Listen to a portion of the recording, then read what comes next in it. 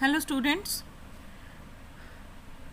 today we are going to discuss second part of our chapter The Changing Earth. Till now we have read about lithospheric and tectonic plates. We have also read about volcanoes and its type.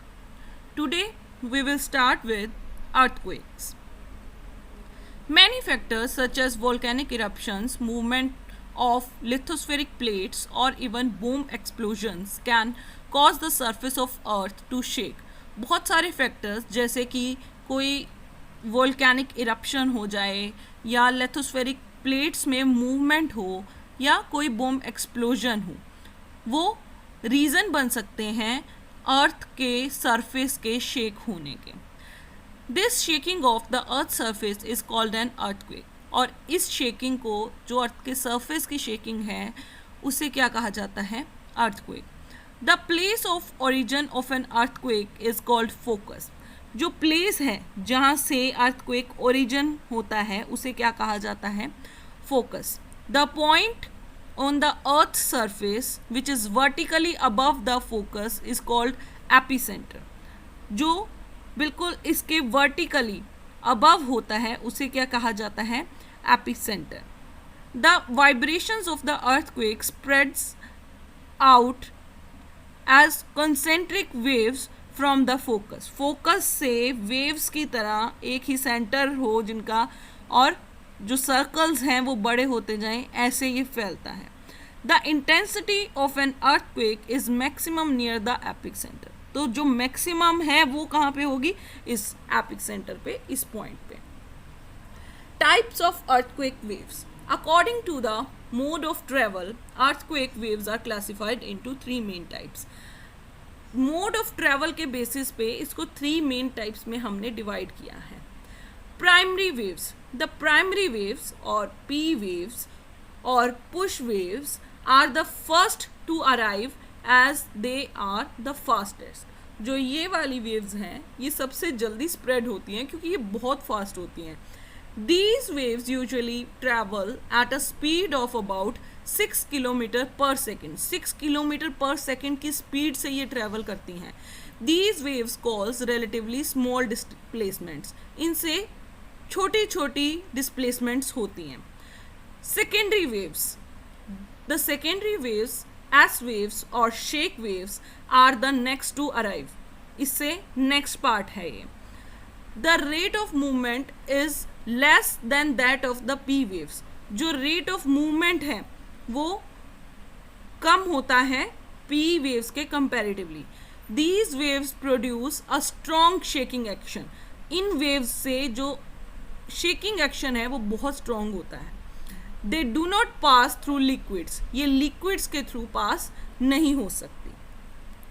Next is surface waves. The surface waves are the last to arrive and travel over the surface of the earth. Surface waves वो हैं जो last में पहुंचती हैं और अर्थ के surface पे travel करती हैं. These waves are very powerful and cause most of the damage. ये बहुत ज़्यादा पावरफुल होती हैं और इनसे ज़्यादातर जो डैमेज हैं चीज़ें वो इन्हीं से होती हैं. Their effect is not seen at great depths. जितनी गहराई में जाएंगे उतना इनका जो इफेक्ट है वो कम होता जाएगा, वो ज़्यादा गहराई में नज़र नहीं आएगा. Measuring earthquakes. The intensity of the earthquake waves is measured on the Richter scale. जो इंटेंसिटी है अर्थक्वेक की वो रिक्टर स्केल पे मेजर की जाती है. The earthquake tremors are recorded by an instrument called seismograph. जो अर्थक्वेक ट्रेमर्स हैं, जो झटके हैं, उन्हें कैसे रिकॉर्ड किया जाता है? एक इंस्ट्रूमेंट पे जिसका नाम है seismograph.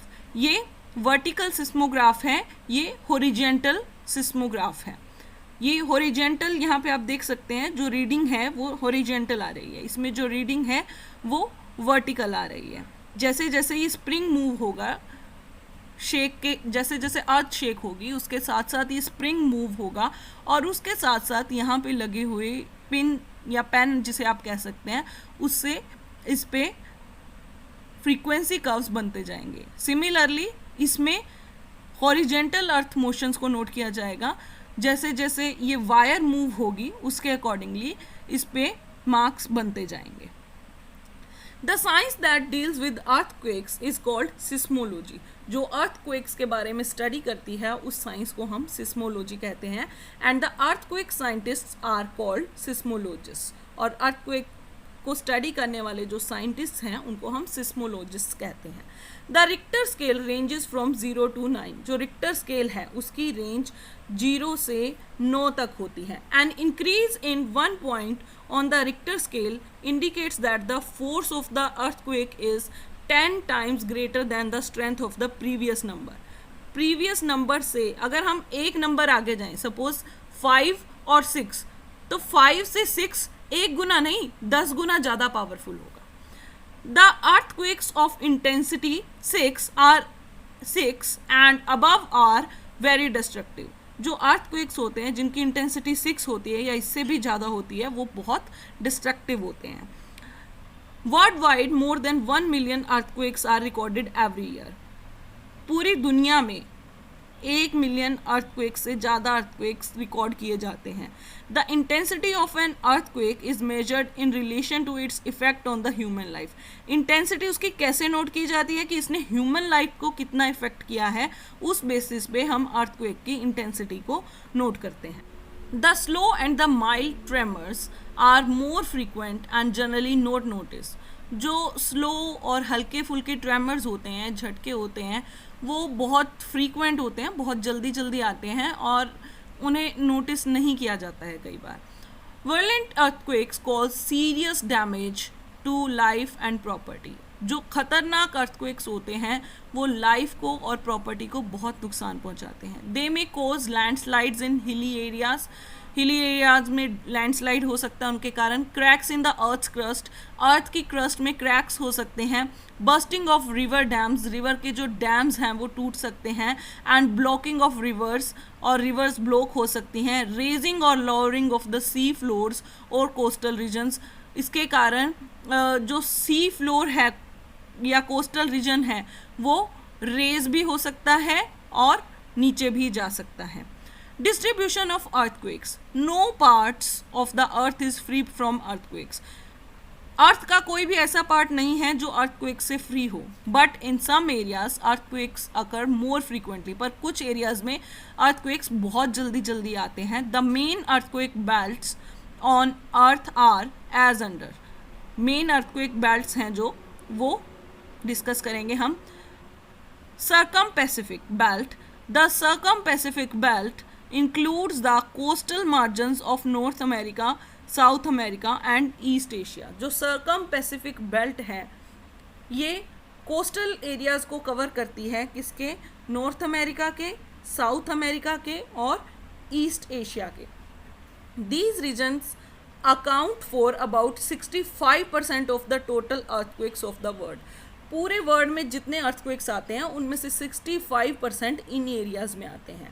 This belt coincides with the Pacific ring of fire. ये कहाँ पे है? पैसिफिक रिंग ऑफ फायर, जिसके बारे में हम फर्स्ट वीडियो में पढ़ चुके हैं, उस पे एग्जिस्ट करते हैं. Mid continental belt. The mid continental belt includes alpine mountains, Mediterranean sea, northern and eastern Africa and the Himalayas. तो मिड कॉन्टिनेंटल बेल्ट में कौन से एरियाज आते हैं? Alpine mountains, Mediterranean sea, northern and eastern Africa and the Himalaya. About 25% of the seismic events are recorded here. 25% यहाँ पे होते हैं. Mid Atlantic Ridge Belt. The Mid Atlantic Ridge Belt includes the Mid Atlantic Ridge and the adjoining islands. जो Mid Atlantic Ridge Belt है उसमें mid Atlantic ridge और उससे जुड़े हुए बाकी के आइलैंड्स आते हैं.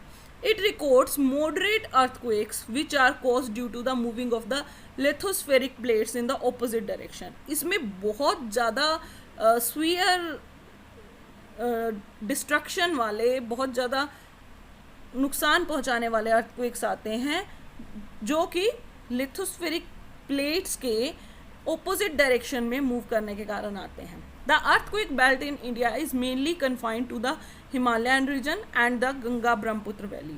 जो earthquake belt है इंडिया की वो हिमालयन रीजन और गंगा ब्रह्मपुत्र वैली तक ही सीमित है. About 2/3 of India is earthquake prone. जो पूरे इंडिया का 2/3 हिस्सा है वो अर्थक्वेक प्रोन है. In the last 50 years, earthquake tremors have been experienced even in the Deccan Plateau.